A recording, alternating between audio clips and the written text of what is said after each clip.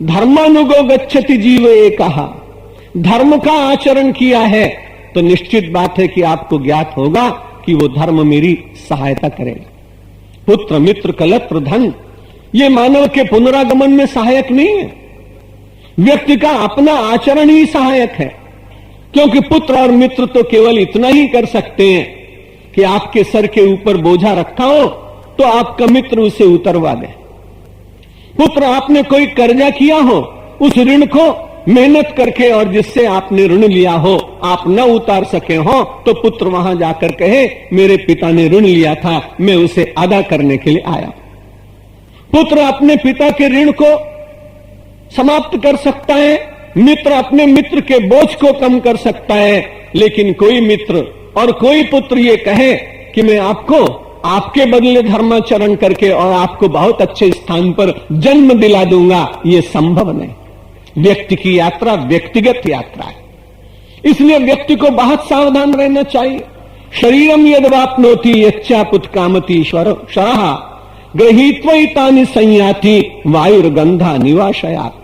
जैसे गंध के द्वारा गंध को प्राप्त करने के लिए वायु माध्यम है, वैसे ही जीवन को प्राप्त करने के लिए व्यक्ति के संस्कार और व्यक्ति की चेतना, सत्य के साथ संबंध, शाश्वत का चिंतन, अशाश्वत में रहते हुए शाश्वत की खोज, क्योंकि अशाश्वत में तो व्यक्ति रह नहीं सकता।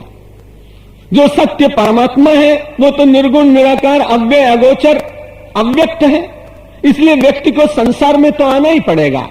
लेकिन संसार में आने के बाद आध्यात्मिक चिंतन और सत्संग करने के बाद एक निर्णय लेना पड़ता है, रहना है तो संसार में, लेकिन मिलना है संसार के निर्माता से, रहना है जगत में लेकिन मिलना है जगदीश्वर से। बस केवल इतना ही दृष्टिकोण इन आध्यात्मिक मंथनों के द्वारा नवनीत के रूप में व्यक्ति को प्राप्त हुआ करता है। और उसके बाद श्रोत्रम चक्षुस्पर्शनम च रसनम घ्राणमेव च अधिष्ठाय मनश्चायम विषयानुपसेवते। भगवान ने कहा यदि आपका मन न हो तो आप बहुत बड़े श्रेष्ठ व्यक्ति हैं। इसीलिए भजन करते करते, साधना करते करते किसी महात्मा ने पूछा अपने साधक से, आप क्या कर रहे हैं? उसने कहा मैं मनन कर रहा हूं। उस दिन गुरुदेव बड़े प्रसन्न हुए। रोज तो तुम ध्यान करते थे, रोज तुम पूजा करते थे, रोज तुम आराधना करते थे, रोज तुम उपासना करते थे, आज तुम मनन कर रहे हो, मैं बड़ा प्रसन्न हूं। गुरुदेव के चरण स्पर्श करके उसने कहा महाराज मैंने कोई गलत शब्द का प्रयोग कर दिया क्या? क्योंकि उपासना और आराधना तो ज्यादा श्रेष्ठ है, उनसे आप कभी प्रसन्न हुए? आपने ऐसा नहीं कहा। आज आप प्रसन्न क्यों हो गए? गुरुदेव ने कहा आज मुझे प्रसन्नता इसलिए है कि मनन करते हुए तू एक ऐसे स्थान पर पहुंच जाएगा जहां मन न। मनन करिए तो मनन करने में क्या होगा? मन नहीं रहेगा। भगवत गीता कहती है और सारे शास्त्र कहते हैं श्रोत्रम चक्षु स्पर्शनम च रसनम घ्राणमेव च।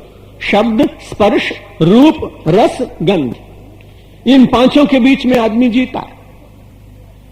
लेकिन बहुत अच्छी बात यह है कि इन सब वस्तुओं के बीच में रहता हुआ ये पूरी तरह से उसका रस कभी ग्रहण करता है और कभी नहीं भी करता। जब वो ग्रहण करता है तो अधिष्ठाय किसको पकड़कर करता है, किसके सहारे से करता है?